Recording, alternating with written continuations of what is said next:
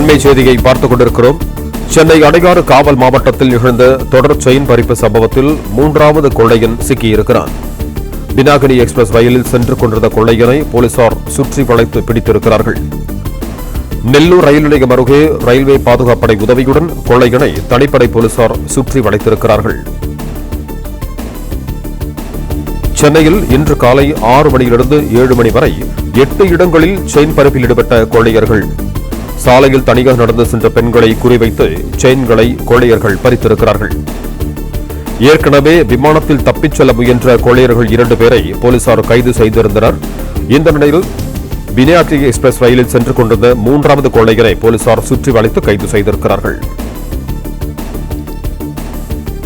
Play store மற்றும் app ஸ்டோரில் இருந்து பாலிமர் செயலியை QR கோடு மூலம் பதிவிறக்கம் செய்யுங்கள். செய்திகளை உடனுக்குடன் பெறுங்கள்.